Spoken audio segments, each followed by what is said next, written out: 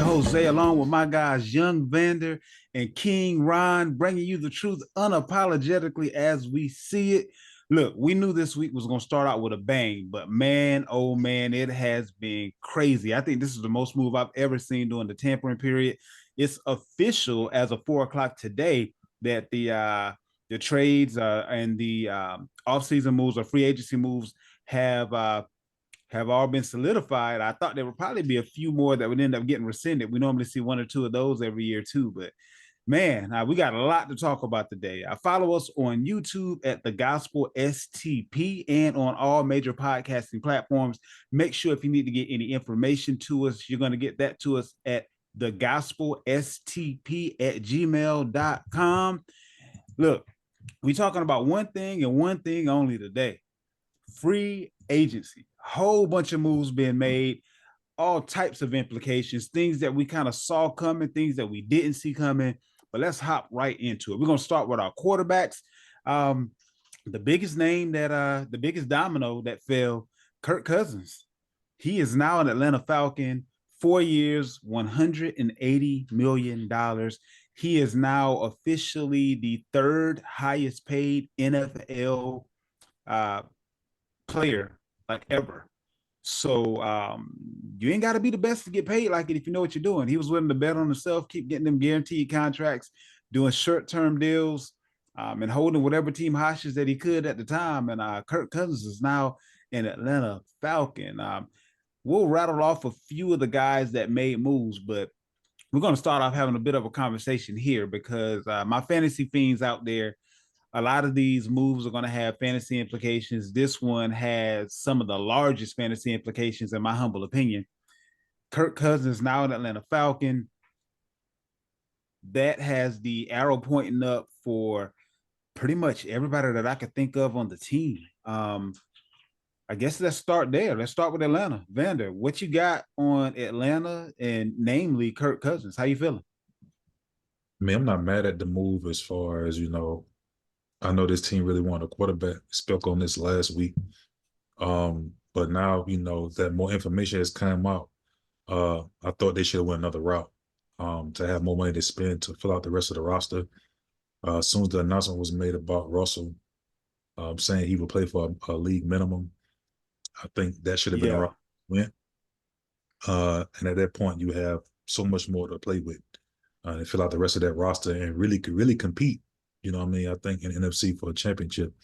This team is going to be good, but I'm not sure if it's championship ready.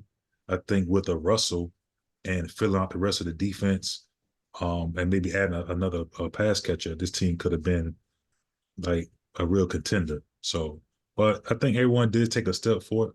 All the offensive skill guys with him being there, they're definitely in a much better position than they was last year, for sure. I mean, humble opinion, I think they not championship ready, but they're ready to be consistent over the next 4 years and take that division, depending on what else Tampa may do. What you got on that situation, Ron? Yeah, they added Darnell Mooney to go with that. I'm not the biggest Darnell Mooney fan. I'm kind of glad the Falcons did sign him, paying him $13 million. I wasn't with that, but they did add him, give him another weapon. I was cool with it too initially, but now. I know it's the market, so he has some leverage, and whoever his agent is, man, he going down in history. To pay $40 million for a quarterback who's only won one playoff game. Yeah, I mean, so this goes to show you how much the quarterback market is, and if a team really needs a quarterback, they'll pay. And he's not a bad quarterback. He was leading the league in touchdowns before he got injured last year, so he can get it done. So that raises everybody. If Pitts can't get it done with this quarterback, I'm just gonna say he's just gonna be like a regular quarterback, and a regular tight end, and the hype is pretty much gonna be gone if he can't get it done with this quarterback. But London, Bijan, and Pitts should be the biggest implication for it. And Darnell Mooney, not the worst receiver, but $13 million, I think I'd have paid some. I'd have spread that out someplace, but someplace else. But they should win the NFC South easily. I still don't think they can beat the 49ers, the Eagles. Like you said, I don't even know if they can beat the Cowboys at this point. I don't know who I would pick out of that. I probably still would put the Cowboys ahead of them.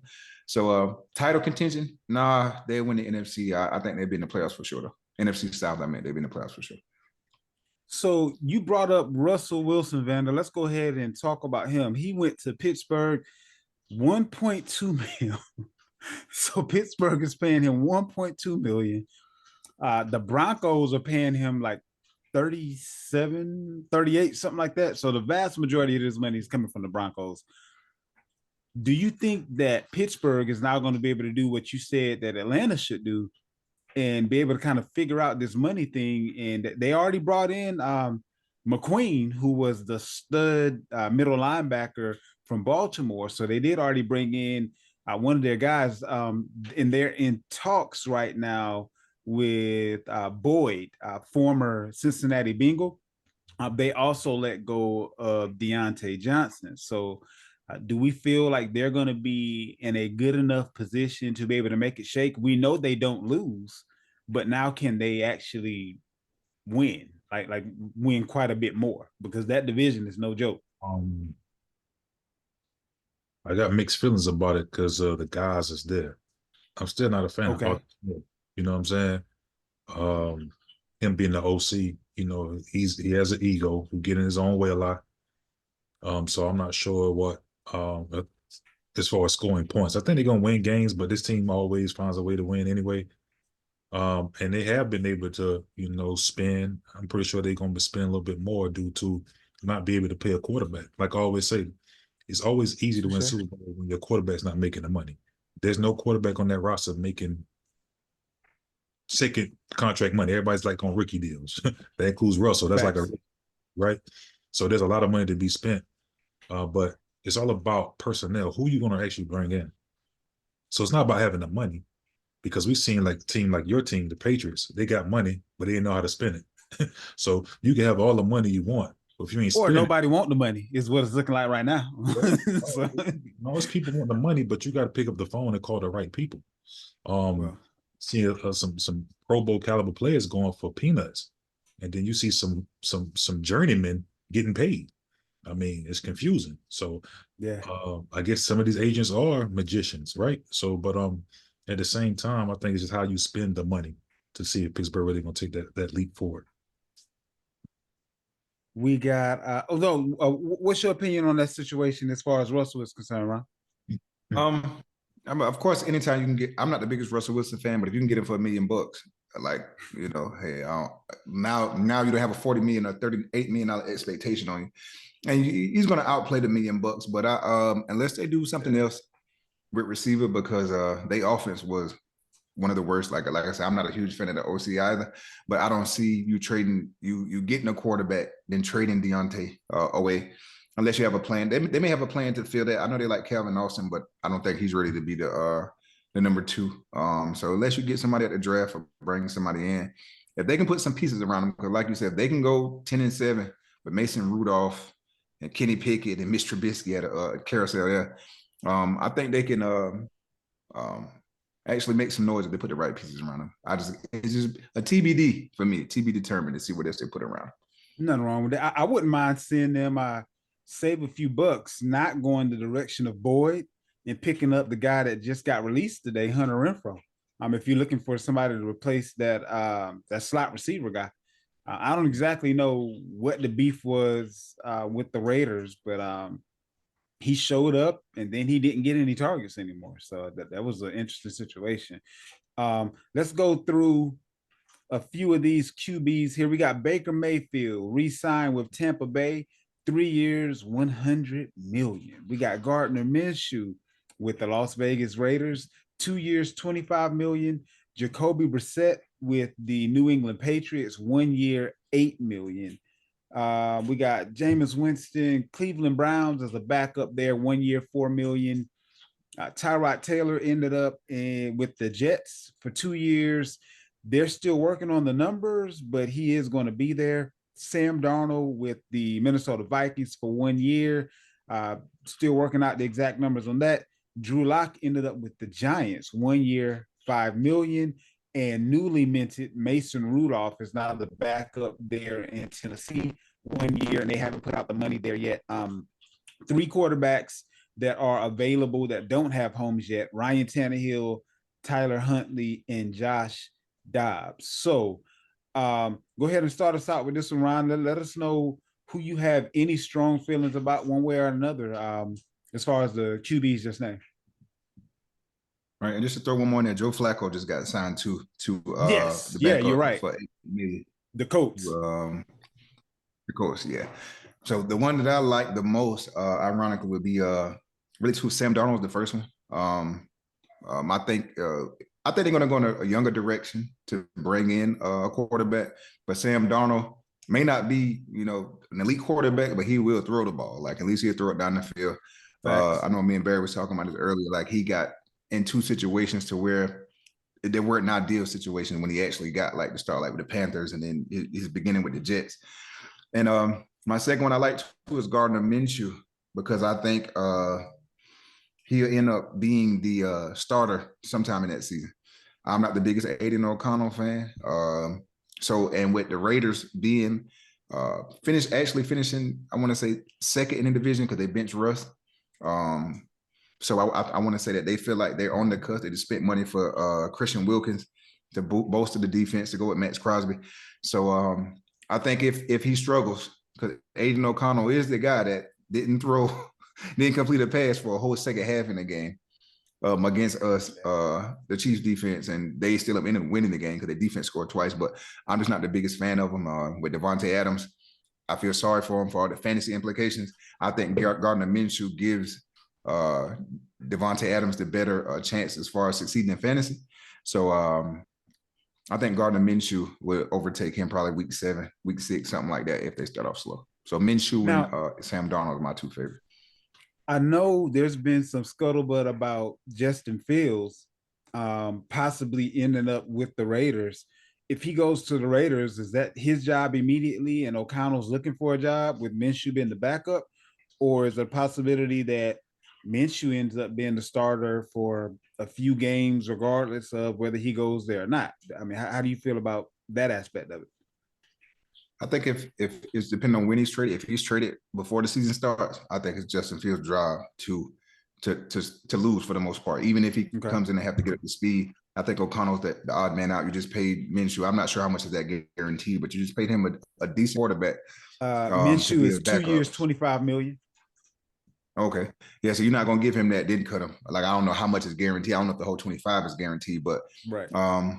And you may keep all three of them because O'Connell's on a rookie deal. He's not breaking. He wasn't a first round pick, so he's not breaking the bank either. But the odd man out of a plan, I would think, be O'Connell. I think because you trade for Justin Fields, he got one more year before you have to re him up. 1 or 2 more years. So you got to know what you got in him. Yeah, you got to know what you got with him. Yeah. And they ran with 3 quarterbacks last year, so it would kind of be par for the course for what they have done before too. So that actually may work out one way or the other. So. Yeah. Interesting. What stood out to you as far as this group of quarterbacks is concerned, or did none? What you got on that, Bear? I mean, a lot of these moves are like for backups, so I'm not really, but again, I do like the Sam Darnold move. It's not a bad move. It's really a bridge move. I think this move was made. Minnesota, I think they have high hopes of moving up in the draft and taking one of those younger guys, but they got a guy like Sam Darnold just in case that didn't work in their favor, that they'll be comfortable with, starting a few games. So I think that's why they made that move and probably gonna pay him, say it's like $10 million. So I think that's why they went that route, just in case they're not able to trade up and get one of these younger guys that's coming up. Now, moving on over to running back, we had a lot of movement with the running backs. There are only a few left out there right now that aren't signed, but Saquon Barkley was one of the bigger fish out there. We'll talk about the I would say about 3 or 4 of the biggest out there. We'll talk about them individually and then throw out the rest of the group. But Saquon Barkley signed with the Philadelphia Eagles, 3 years, $37.75 million. Josh Jacobs, Green Bay, 4 years, $48 million. Derrick Henry signed with Baltimore, 2 years, $16 million. What do we think about that first group there? Why don't you start us out this round, Vander, as far as the running backs are concerned? Is it apropos? Did somebody get fleeced? It looks like they're trying to inch back in the right direction as far as paying running backs, but they still aren't ever going to get their worth. So how are we feeling about the running backs? I mean, as far as the Eagles are concerned, they really playing fantasy football. You know what I'm saying? They offense look crazy. Like it's gonna be nice. I mean, you got Saquon who's gonna go from like the worst win rate run team to the best win rate run team. Yeah. It's great, but at the same time, this is a guy. Well, but we got to remember too, one of the big pieces in that win rate was Kelsey, and he retired. So there's that part too. Even the rest of the line, like they have a pretty solid line. That being said, he's not. I like him fantasy wise, but again, goal line touches. We've seen it with Swift. If he don't score from five out, good luck. You know what I'm saying? Because they haven't outlawed the tush push, brotherly shove. True. So if they get 2 yards and in, they're not turning around giving the ball to no Saquon. They're gonna let Hurts run it in. So I think it's kind of like I like him, but at the same time, I think he's gonna lose a lot of touchdowns to the quarterback, if that makes sense. I think with the Green, he'll lose touchdowns based on the fact that his team will be scoring way more touchdowns than what the Giants was able to score anyway. So I think it'll still be a net positive for him. I mean, it'd be a positive from where you come from, but it's still, that's what I'm saying. But don't get ahead of yourself and think this is going to be like, you know what I'm saying? He's going to lose a lot of touchdowns. I mean, what's the over under on Jalen Hurts touchdowns? It's probably going to be 10 minimum. You know what I'm saying? I can see that. How many other quarterbacks in the league getting 10 rushing touchdowns? So that's a lot of touchdowns you're giving up. Allen, maybe. But Allen and Jackson, maybe. Yeah. But those and they get their touchdowns by running it in. They not sneaking it in. It's not a true. Push me in the back. I'm just running. You know what I'm saying?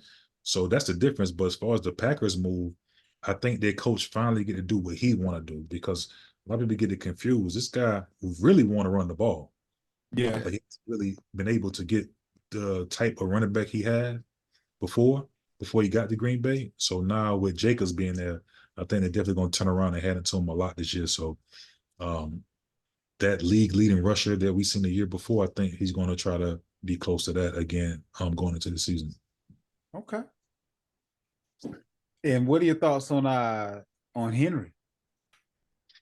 Man, Derrick Henry, man, like he's going to see some of the best running lanes he ever seen in his life. I mean, dude, he's getting up in age, but this guy is like, he must be on a LeBron plan. You know what I'm saying? Because every year you saying, this it, man. This it. This it. And he go out there and he just keep proving everybody wrong. So I think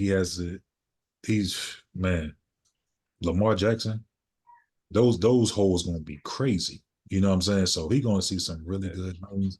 I want to say I don't know if it was Gus Edwards, I want to say, but I think no one has received more touches from the 5-yard line to the goal line besides him and Mostert. That sounds like Gus. That sounds about right. Right. So I think there you go. You know what I'm saying? So he's gonna get a lot of carries down there near the goal. And I think it's gonna be a sweet season. Probably his better season. He may not have I think he had more touchdowns than any other season he ever had, but not more yards, if that makes sense. Okay. I can see that. That makes sense. He's gonna have more opportunities for sure. So right. I definitely think high double-digit touchdowns is in his future. What you got on this group, Ron? Yeah, for Derrick Henry, I know maybe I don't know if it was last show or the show before. We proposed this, like if Derrick Henry was to sign to the Ravens, how would I feel? And I would say, I would put them as the favorites if they would, even after us winning the Super Bowl, I would put them as the favorites, because one of their big things of losing to us was maybe if you feel like you have a better guy to turn it around, like maybe it takes some of the pressure off Lamar. Fantasy implication wise too, real life wise. So until like we make some moves or somebody else in the AFC makes a move, I feel like we put them first as of right now. Fantasy wise, He gonna remind me of a souped up Lindell White when you remember that year where Chris Johnson would run it all the way down to like the 3 or the 4, and I believe he had like 17 touchdowns or something like that year, Yep. something crazy. But like the reason why I said it's gonna be souped up is because Lindell didn't have a bunch of yards, but Derrick Henry gonna be the number 1 back. He's gonna get the yards and the lane down there, and Lamar Jackson, even though I got a bone to pick with him because he didn't do me well last year in fantasy, but he's gonna, if it makes any sense, he's gonna see a boost because now he has a running back, like, no disrespect to Gus Edwards, Keaton, or Justice Hill. Like when you run fake those guys, they don't mind if they keep it. We really don't want Lamar to keep it. Now with Derrick catching it, you don't know if you want. Now it's pick your poison type thing. So I see his touchdowns going up. Like I said, yards may be down, but I see the touchdowns going up for sure. The Josh Jacobs move, I actually like that for him. I kind of thought that maybe I got to see the cap situation because you guys know how I feel about running backs. Like you can find them, make sure your team is straight before you do everything else. That's why I like the Henry move because the Ravens don't have that many holes. Like it pretty much like it's a good place to spend the money. Maybe get him another receiver, but the Packers, a lot of Green Bay players are rookies too, so they kind of got a little bit more to work with right now in this particular window. So yeah. So their offense is set now. I think so. Like they drafted 2 young tight ends in Musgrave and Kraft. The rookies, the wide receiver group they got like 4 of them. That's pretty decent. Now you got Josh Jacobs. Get the defense right. They may be a player in there. The Vikings won't be as good because Kirk Cousins is gone. The Bears, you don't know where they're at. Who's the other team in the division? Vikings, Bears, Packers, Lions. Okay, the Lions are there, so they're gonna have to worry about the Lions. But that got them a step closer to them. And what's up? The Saquon move is just feel the same way with Barry. His yards per carry may go up, but his touchdowns may go down. So it may be like the opposite of what Derrick Henry gonna do. Yards go down, touchdowns go up. But them in between yards and stuff, like he played with the Giants, whose line was horrible. It was horrible, man. Like now he gets to go to one of the best lines, even though Kelsey is gone. Like they still have decent pieces on the line. They just loaded up Landon Dickerson at the beginning of free agency, so they got another piece to stay there. So offense is gonna be crazy. He's gonna see lanes he never seen before because he won't see a stack box with AJ and Devontae and Goddard out there, and with Jalen Hurts also too. His read option is gonna be go see some more lanes. So fantasy implication wise, I like.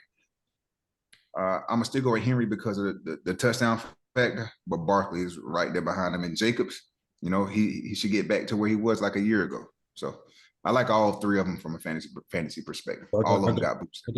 I got a quick question for both of you. What's the top 5 fantasy running backs right now going into next year from a redraft? Let's say a redraft perspective. Redraft. What would be top 5 with the way it's currently, laid out? Christian McCaffrey still got to have Christian McCaffrey number 1. Yeah.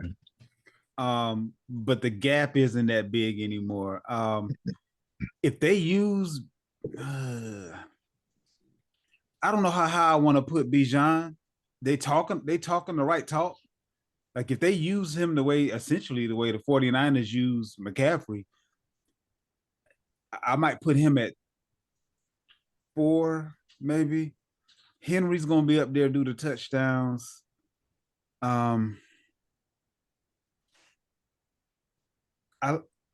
It's gonna be interesting, man. Talking slow. Yeah. You sprung that one on me. I gotta look at a couple of things. What you like, Ron? Got Christian McCaffrey 1 for sure. Mm-hmm. Even though all these other moves been made, I still gonna show respect to Kyron Williams. I probably got him number 2. I like Kyron, but I ain't got him that high though. Hey, Kyron getting load, man. I know he gonna be. Ain't too many bell cows left. True. Like he really, McVay he ain't really splitting with nobody right now, and they gonna load him up. I'm gonna put reluctantly. I'm gonna put Barkley. I'm gonna put Henry number 3. Barkley 4, and I think I want to go a little different. I like to see A-Chain in a full full season, but I think Jamar Gibbs, even in a But a PPR, definitely Jamar Gibbs. If a standard, I'm gonna go with A-Chain. If he can stay healthy, I'm gonna go with A-Chain because this guy can take it from 20. So let me ask you this though. With what the Jets have done with their O-line and with having Aaron Rodgers back there instead of Zach, you don't like Breece Hall? Look, I like Breece Hall. I like Breece. So that's what's it's a couple of things I gotta see the finishing moves before I can really. But I mean, like Breece was doing his thing with Zach back there in no line. So the fact that they just went out and got the boy Moses at right tackle. I think they got another guard. They done got like 3 veteran, nice linemen. And then with Rodgers being back there instead of a quarterback that you don't really worry about throwing the ball. I mean, just the check down alone from Rodgers is going to be nice. Yeah. And Breece can turn that check down into a house call. So I don't know, man. It's some guys that I see as like 2 ABC. McCaffrey is still 1. He's 1 by himself, but I got like a 2 ABC. So that's why I'm kind of, But the same thing can happen with, well, you don't worry about what Jackson can do as far as Henry is concerned, the way you do with Hurts and Barkley? No, because the difference with Barkley, the whole stadium, if you need 2 yards, everybody in the stadium know what's coming. That's not the same for. I don't know if that tush push the same without the center though. Kelsey is the one that drove that. Like I don't know if it works the same way without him in the center. I agree, but they're the only team in the league that does it that many times and does it with that high percentage of success, right? And that's not going to stop. The league didn't stop it. Depends on who at the center. I mean, the center drives that. Kelsey was getting him a yard before he ever got touched on most of them. That's true, but then you got a quarterback that's probably squatting 500-600 pounds. So yeah, I mean Kelsey, but you got that big leg quarterback, pause. You know what I'm saying? Yeah. Pushing the pile. You know what I'm saying? So I don't think it's gonna stop. I think that's the difference between a Jackson and Hurts. You know what I'm saying? Well, a Barkley and Henry. So they're gonna turn around and give Henry that ball for a yard or 2. That's the difference. I mean, I can see that. I mean, I think this is gonna be one of those years where I'll probably get I might get a couple of wide receivers before I get my first running back, just because there's several running backs that I can see being amazing behind their situation. I could probably end up getting Mixon a little bit later on, and I think he's gonna be great with the Texans. But let's talk about this second group of running backs. We got Tony Pollard went to the Tennessee Titans, 3 years, $24 million. Austin Eckler went to the Washington Commanders, 2 years, $11 million. DeAndre Swift went to the Chicago Bears, 3 years, $24 million. And Devin Singletary went to the New York Giants, 3 years, $16.5 million. And matter of fact, let's go ahead and throw Gus Edwards in there. We brought him up a little bit earlier. Gus Edwards, Los Angeles Chargers, reunited with his old offensive coordinator, Greg Roman, 2 years, $6.5 million. So again, that's Pollard, Eckler, Swift, Singletary, and Edwards. Ryan, why don't you go ahead and start us out with this group? What stands out to you? The Tony Pollard one kind of stood out to me a little bit. It goes to show a little bit. Maybe I thought that the Titans would go with Tajay Spears like the number 1 back and probably sign somebody else to like follow him up. But the way they paid Pollard, I think it's the other way around. And it's always good to have like really pay him too much though. I mean, when you look at it, well, the amount they pay him 3 years, $24 million is a little less than what the going rate is for most running backs. What are you talking about? That's $8 million. Yeah, I know. Yeah, that's money.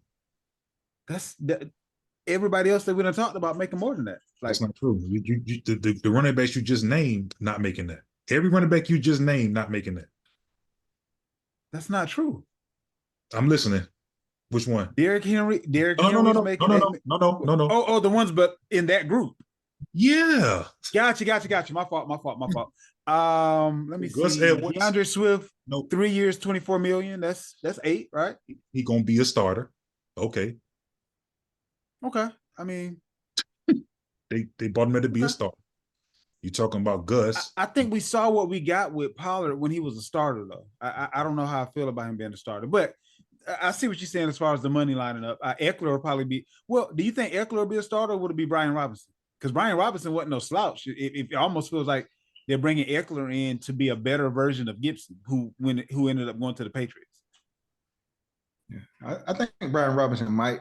I don't know. It's kind of tough. I don't think he Because Eckler played has bad. the lowest money out of the group we just named. He's at a little less than 12 for 2 years, so he's less than 6 mil per year, which is kind of interesting because he's been, he's been legit for a minute. So I think that one would be the biggest split out of all of them. Like, okay. Yeah, I think that one would be like the more even split out of the two backs and all of them. Has probably lost a step, but I think he still got some good use in them tire. The Pollard one, I think he's better off with. I can see him being 60-40, maybe the ratio with that, maybe 60-40. Because Tajay Spears didn't play bad also. I really love the DeAndre Swift move though. DeAndre Swift move was my favorite one because I don't feel like Philly, like as we alluded to earlier, like he got a lot of, if he didn't run it in from the 5, he didn't have that second chance to run it back. If he ran it to the 2, Jalen Hurts taking. Now that he's with the Bears, I think the Bears aren't finished. They're probably going to bring in a quarterback or they're going to bring in a receiver, depending on what they do with Justin Fields. So they're going to have some talented players around them. I actually like DeAndre Swift. His biggest thing was prior to this year was staying healthy. Like, he's always been super talented. His biggest issue was staying healthy. So if he stay healthy, I pretty much like that one. The Gus Edwards one, reunite with Greg Roman, but low RB2, high RB3, in my opinion. What's the other one that we had? We had Singletary, Gus Edwards, Swift, Eckler, and Pollard. All right, and just want to add one more in there too. That was in that range. Aaron Jones with the Vikings. I pretty much, depending on what quarterback he gets, like him also. But Eckler, RB2, in my opinion. Pollard, low RB1, high RB2. Gus, RB3, high RB3. I think I said Eckler, RB2. Yeah, I'm gonna leave it. And Aaron Jones, low RB1. That's pretty much what I got him for a fantasy implication. I can see Karam from Michigan following his head coach out there to Los Angeles, and I can see Gus Edwards basically doing the same thing that he did in Baltimore, kind of being the battering ram backup. And that'll probably be. I'm trying to think of where they pick. I think they pick a little bit higher than where he will fall, unless they came back up into the first round, or they may even get him in the second round because running backs haven't been being picked. I don't think he's a first round pick. That's what I was saying. So based on where they pick, it might be a little tricky. Somebody else, unless they come back up in the second round, he may be gone by the time they get to their second round pick. I don't know. I don't even know if he's second round. You don't think he's second round pick? Third. Okay. Now, but to that coach and that team,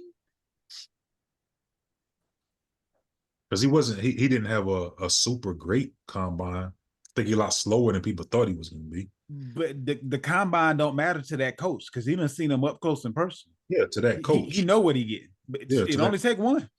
Yeah, that's what I'm saying. That's why I say he'll drop. I don't think he'll be an early round pick. Oh, okay. So, all right, I got you. So you saying based on other people not knowing what he is, they don't have, although that coach may see him in high esteem, they don't have to get him that high because of what other people think.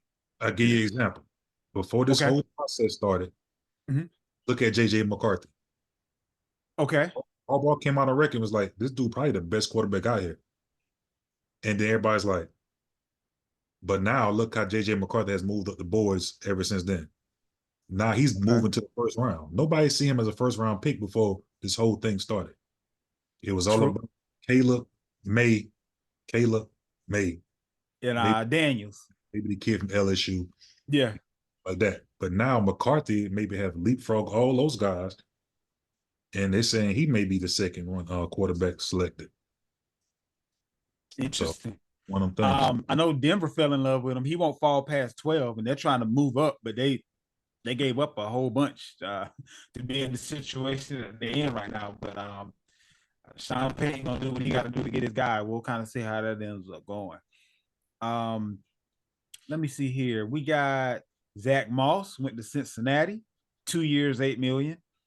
We have Antonio Gibson. We talked about him going to New England, 3 years, 11.25. DJ Dallas ended up signing with the Arizona Cardinals, 3 years, $8 million. What you got on this side? Hodgepodge Group. Who? Backup to the backups, backup. DJ Khaled. Oh. I don't know why they didn't just get a 4th or 5th round pick. Actually, you probably could have got an undrafted guy to do what DJ Dallas gonna do. I mean, yeah, that was a waste. He must be a hell of a special teams player, but it might be. In this group, I think that Zach Moss is a sneaky play. I do too. He'll be that guy for me. And we'll get into the whole draft thing was that the approaches, but he'd be a guy for me that I'll be looking for late. And people probably sleep on that can probably give you a lot of RB1 weeks. Yeah. It's going to be solid. So I think he has proven what he can do when given opportunity this past season. And being with that type of offense with a Jamar Chase, we think Higgins would be going. But with the addition of Jamar and then Burrow, I like it, man. I like it a lot. What you got on that one, King Ryan? He dropped off. Oh, okay. Well, let's keep going. We got hopping into wide receivers. Had quite a bit of movement with wide receivers. T. Higgins, franchised by Cincinnati. He requested a trade. So we'll kind of see where he ends up. That's going to be interesting. But Michael Pittman Jr. re-signed with the Colts. You got Mike Evans re-signing with Tampa Bay. That was 2 years, $41 million. Michael Pittman was 3 years, $70 million. We have Calvin Ridley, newly minted with the Tennessee Titans, 4 years, $92 million. So that was one of the higher. Then we had Darnell Mooney. We talked about him a little bit earlier with the Atlanta Falcons, 3 years, $39 million. What do we like with this group here? I definitely don't like the Mooney move. I don't understand. I don't get it. Okay. I'm trying to figure out what has he shown you in the last couple years to figure, I guess they want to maybe a guy to stretch the field. But for that, I guess, you know what I mean? The Pittman, per usual, I think he'll be fine. Him and Richardson has seemed to have a really good rapport. The T. Higgins move, of course, he got franchised to be traded. He's going to be traded. Don't know where yet. Thinking the Patriots will probably be a team that's probably, I think, Matthew Judon came out and said something. So I think the Patriots will probably be a team. Got the money. Why not? I mean, now's the time. I think he ended up landing there. And what was the last receiver? We had Higgins, Pittman, Evans, Ridley, and Mooney in that group. Okay, so Evans Steady is Eddie. Not much to say about that. The Ridley move is interesting. This offense looks a lot sweeter, though. You got Hopkins. Yeah. You have him, Pollard, Spears, and let's see. I mean, what Levis do? I mean, he has all the weapons now. So it's really on him. Yeah. It's good to see Tennessee. They did retool. I think those two moves has really, made that offense look. And got a new head coach. Yeah. New GM or same GM. I'm not sure if it's the same GM. He just got there from McCarthy. Okay, gotcha. Got there from San Fran. So. Yeah. Okay. Yeah. So they have a decent model to go off of. Yeah. Next group here, we got Gabe Davis signed with the Jacksonville Jaguars, 3 years, $39 million. That was actually a little bit lower than what I thought, just based on the current, I guess the current landscape for wide receiver. That's a little bit lower. Kendrick Bourne, 3 years, $19 million. Who else? Noah Brown re-signed with the Texans on 1 year. His contract is to be determined. Mac Hollins signed with the Buffalo Bills, 1 year to be determined.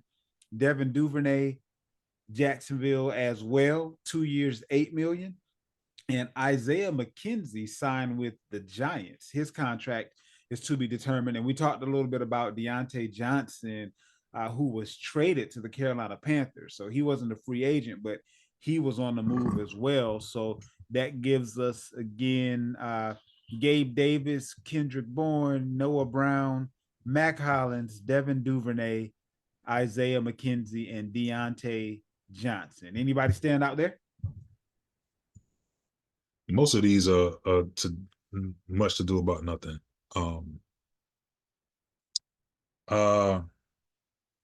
What's the first one you said?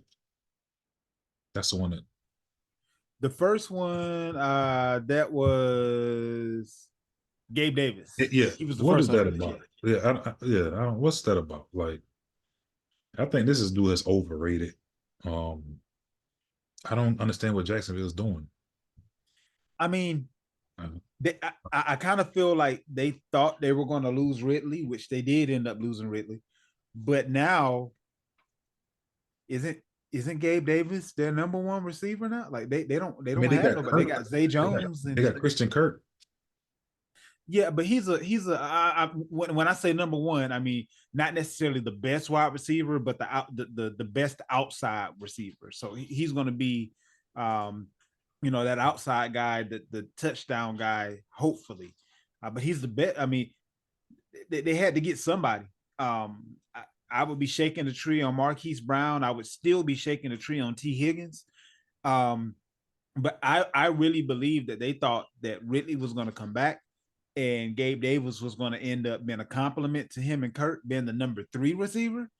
But as of right now, they may be in trouble. ETN might end up being their number 1 receiver the way it's looking. I mean, Kirk's good. Don't hear what I'm not saying, but I mean, the slot receiver, depending on the system, is normally not, like that, unless he got somebody else out there kind of taking a little bit of pressure off of. Yeah, most of these guys I really like the Duvernays, Isaiah McKenzie, like Matt Hollins. None of these are really that exciting to me. Jags, basically. Yeah, it's just they just there. Now we do have with wide receiver the largest group of free agents still available. So we have Marquise Hollywood Brown, and several teams were reaching out to him. I want to say the Kansas City Chiefs were reaching out to him. Who else was it? It was somebody that had actually already talked to him. The Commanders. The Commanders were reaching out to him. Also, the Atlanta Falcons. The Atlanta Falcons have already been in talks with them. So Atlanta's, I don't know where they're getting. Well, they got several people on rookie deals, so that's where they're getting the money from. But it looks like they're trying to do a 2-year Super Bowl run before they're gonna have to break that thing up because of the amount of money that they're gonna have to start paying people or moving people. But though, like that's the thing I'm making Atlanta. They really dropped the ball with this Kirk Cousins move. And even with now what you're doing, why would you get why get Hollywood Brown? You just signed Mooney for 13. Why get Hollywood Brown? It doesn't fit. You got 2 speed guys with only one position because London obviously has the number 1 wide receiver. They got Does Zach Mooney Robinson. play the slot or is he outside as well? No, I think he plays in the slot. Okay. But this is my thing. Hollywood would be the other outside receiver then. This is my thing. You got Zach Robinson, the OC, who come from the Rams. Right. What about this shit? Excuse me. What about this look like the Rams to you? You know what style, you know how look at that same offense was in Minnesota, and you see how they featured Jefferson. Yeah. What about this screams that? Does it make sense? Like Mooney, Hollywood Brown, like for what? Like this money should have been put on the other side of the ball. Fix that defensive line. They already got one of the better offensive lines in the league. The offense is pretty much solid. I think this is a team that should have went for the veteran, Keenan Allen. Keenan Allen would have been crazy Yeah, in this yeah, in that yeah. style of offense on this team. They were looking at that, but what ended up happening with the Chargers, they cut Williams, and then Khalil Mack restructured. So now they're under the cap by making those two moves. So they don't have to get rid of Allen. They really didn't want to get rid of Allen, but it was going to be more one of those cap casualty type things. So now they don't have to get rid of him. And I doubt that move takes place unless somebody else that they like quite a bit more presents themselves as being available. But that's the reason why Allen was actually on their radar. That fell through.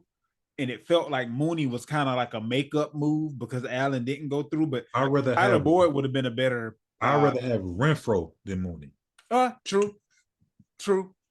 Give me That's what I'm Renfro or saying. Tyler Boyd actually for that slot receiver. That's what I'm saying. These teams do not know how to spend their money, man. It just don't make sense. I don't get the Hollywood move. I understand Kansas City going after Hollywood. That makes more sense. And I could see Washington being interested, being that he had come from that same offense or that same coordinator in Arizona. So they're gonna be running like a run and gun type of thing. So I can understand that. But Atlanta for what? I don't know. I don't get it. We got a few more guys that's still available out there. Odell Beckham Jr. is still trying to hang in there versus hanging it up. We talked about Tyler Boyd a little bit. This guy, Curtis Samuel, I think paired with the right QB and in the right system, he could be a poor man's Debo. And the reason I say poor man's because he don't have the size, but he's kind of in that same vein as far as what he can do with his skill set. DJ Chark is available. Michael Thomas just became available. Josh Reynolds, Nick Westbrook Icon, KJ Osborne, Cedric Wilson Jr., Marquez Valdez Scantling, Braxton Berrios, Donovan Peoples-Jones, Quez Watkins, Chase Claypool is available, Paris Campbell, any of the guys that are available. I know we talked about Tyler Boyd already, and he was looking at possibly joining up with the Steelers. He's talking to them already. Anybody move the meter for you? What would be the best fit for Michael Thomas? And do you think that he still has something in the tank? Because if he just kind of gave up on New Orleans, but actually still has quite a bit more left to give, maybe he's going to be one of those sneaky guys that as long as he's healthy, he may be worth a little bit more than you end up having to pay him. I hope my Patriots don't end up paying him or Williams thinking that they could bring back yesteryear. But what type of team do you, or for that matter, is this the type of guy that the Jags go after? Because they don't have, I mean, I think he could still be better than Gabe Davis if he's healthy. So, I mean, like, where do we see these guys going? Are the ones that can possibly move the meter. Some of them just gonna be feelings based on what I think. Some of them won't have a job until after the draft, just depending on what wide receivers go where in the draft. But the guys that we kind of see going early, where do you see them going as a good fit? I think Michael Thomas need to go somewhere where they already have a stud in place, and he's just a guy that can, like the New York Jets, right? Okay. You already have a Garrett Wilson that's already. Well, no, he's a Buckeye. You know what I'm saying? And Michael Thomas is like the godfather. It's funny, right? The same way Alabama players look up to Julio. He's like for Ohio State wide receivers, and everybody know that Suo. Michael Thomas is like the godfather. Like, even though he might, for Olave, I mean, all of them, they look at him like he the one. You know what I'm saying? So I think a team like that, a team where they already have a stud wide receiver, he can come in as a number 2. And kind of sneakily, like, we don't need you, but if you do well, we appreciate it. You know what I'm saying? He can sneak in. Let me throw this out there then. What about Cincinnati? Since they're losing Boyd and Higgins. I was just about to say that. Okay. Being that Higgins can be moved, going over there with Chase. You know what I'm saying? Again, this guy's gonna get all the coverage, all the look. You can sneak in and get it how you live here and there. So I think he need to go to one of those teams. Both have good quarterbacks. So I think he need to attach to a good quarterback. He don't need to go to a young quarterback because it'll be a problem. What about the Chargers? No, because one thing about the Chargers is people don't pay attention to, and I'm gonna say a little secret tidbit here. Okay. All you Herbert owners, you're in trouble. If you're in a dynasty, trade him.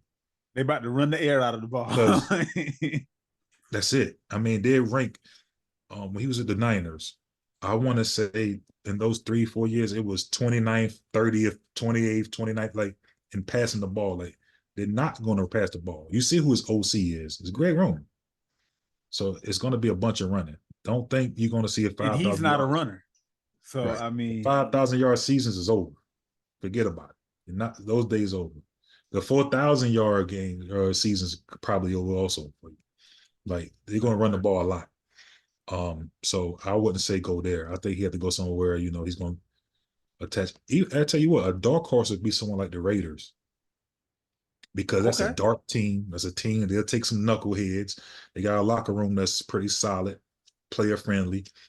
And I think across from Devontae, you know what I'm saying? I think he could be a guy also as well in an organization like that. So I want to put him across from a number one, a true number one guy for him to succeed. So how do you feel about this? We talked a little bit about the Texans.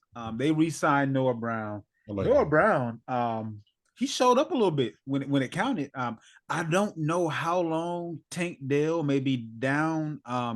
He suffered that gruesome broken leg. I'm not sure if a break heals faster or is easier to get back from than one of those like tendon type injuries. But how do we feel about Noah Brown? Is he going to be now? Real life football is what I'm referring to. He'll probably be available on your waiver wires as far as fantasy is concerned. But real life football, is he going to be able to, in his second year with the team, kind of come along just a little bit more, be not a safety blanket per se, but be a reliable wide receiver in that offense until Tank Dell is at 100%, if he's not 100% to start the league. I mean, to start the year. No, 100%. I think so. I think Noah Brown has proven what he can do when given the opportunity. He had some really big games this past season when given a chance. So I think him and got a brain freeze. Quarterback. CJ. Yeah, CJ Stroud. I think they have a really good rapport. But we've seen some big games from Noah Brown. I mean, he had a 172-yard receiving game. At 150 yards. And I want to say Tank Dell and Nico may have been out that game, if I'm not mistaken. So he's shown what he can do when given a chance. I love the move. Okay. It's funny. CJ Stroud has some of the most overachieving wide receivers. Because who was Nico before the season? Right? Tank Dell, we spoke of him, of course, on the Ricky shows. Yeah. He's one of the guys we saying, look out for this dude. Absolutely. You know what I'm saying? And he seemed like he overachieved basically because nobody didn't see him coming. But you have him, Noah Brown, who was pretty much a guy that was moving around. Nico Collins, like he has some of the most overachieving. So I don't know what came first, the chicken or the egg. You know what I'm saying? In this situation. Don't hear what I'm not saying. Don't hear what I'm not saying, okay? But he got a little bit of that Brady in him. He's taking guys that most quarterbacks. Noah Brown has been on other teams. Nobody has made Noah Brown look like a serviceable wide receiver until he got to the Texans and played with his rookie. So when I say I'm not saying he's going to challenge for the greatest of all time, but what I'm saying is he looks to be able to take pieces that aren't necessarily the best piece and make them look like they are, which is going to benefit him highly when these pieces come around contract time. If they decide to move on from when the team can trade them for more than what they're worth, and then they come back down to the ground, but you actually got something for them before they left. Right. So it's going to be interesting how that works out. How do you feel about the Deontay Johnson situation? I think Carolina gave up a 6th-round pick, if I'm not mistaken. They got him for nothing, but I mean, he's somewhere where they need a wide receiver. Right. He is a volume guy. Basically, he'll get that because they ain't got nobody else. He needed his targets. You know what I mean? That situation probably gonna work out for both parties. Um, just spoke about this last week, and I was saying, watch out for that. You know what I'm saying? Because I think this is the time the Steelers they're notorious for it. Yeah. Spoke about this. They do it and they move on, and then they feature the next guy, and it's Pickens' turn. He's gonna be the feature. Yeah. So yeah, I think it's gonna work out for both parties. Um, so I think both parties will be happy with the move. Pickens will finally get the guy. He finally is the number one guy in the building, and Deontay doesn't really have to share much with anybody. You got a few young guys over there. Still probably have the veteran Thielen over there, but he's another year Yeah. older. So I think both parties, and they got him for 6th round. That's a hell of a deal, in my Do opinion. you think Mingo takes a step forward, or was that just a miss? No, I wouldn't call it a miss yet. We got to see, Okay. give an opportunity to see what he has. He showed a little bit here, there, a little bit there. But let's see. Yeah, you got to give him another year in the offense and see if he could, move forward. But we live in a microwave society, and everybody want to see it's instant gratification. True. And then True. you'll see one rookie come over here and do well. And you're like, well, damn, this dude a bust. Look at Tank Dell. Why Mingo ain't doing nothing? You know what I'm saying? So I wouldn't give him that yet. I don't want to put that tag on him yet. Let's give him another year. He's a hell of a specimen. You know what I'm saying? Big Yeah. dude. Come out of Mississippi, Ole Miss. Well, they have a history of good wide receivers. True. So let's give him another year. See what he got. And we'll run through the tight ends real quick. A lot of these guys are just guys, but I'll list them, and then maybe there are a couple that you may have an outlook for. But we have Dalton Schultz, who re-signed with the Texans. We have Hunter Henry, who re-signed with New England. Noah Fant re-signed with Seattle. Gerald Everett was on the move to Chicago. Kobe Parkinson ended up with the Los Angeles Rams. Adam Trotman ended up with the Denver Broncos. Austin Hooper, New England Patriots. Mike Gesicki went to Cincinnati. Irv Smith Jr. is now a Kansas City Chief. And Jonnu Smith is a Miami Dolphin. The only ones that not really going to speak on the ones that re-signed, that their outlook is pretty much what it was before they re-signed. Right. But the couple of guys that I kind of want to know if this may be something worth stashing or worth maybe making a move a little early versus having to pay a lot late. Really, it's only two that stand out on this list for me. The third might have been Gerald Everett, but Cole Kmet is the guy there. At least he is with Fields. We'll kind of have to see what happens with whoever the next quarterback is going to be, most likely Caleb. But Mike Gesicki and Irv Smith Jr., actually three of them. Jonnu Smith in Miami. I'll throw him out there too. But Mike Gesicki with Cincinnati, Irv Smith Jr. with Kansas City, and Jonnu Smith with the Miami Dolphins. Right now, these are kind of lackluster guys that went to good teams. Put on your fantasy hat for a minute. And whether it be, and let's look at Dynasty due to the time of year that it is. Are these guys that you possibly give up next to nothing for just to see how it's possibly going to work out? Or is it going to be a little bit more of the same as far now? And with Jonnu, he actually did a little something more than the guy that we thought was going to do something with his team. But how do we kind of see this working out for these three gentlemen? Irv Smith to me is now the biggest handcuff in football as far as tight ends.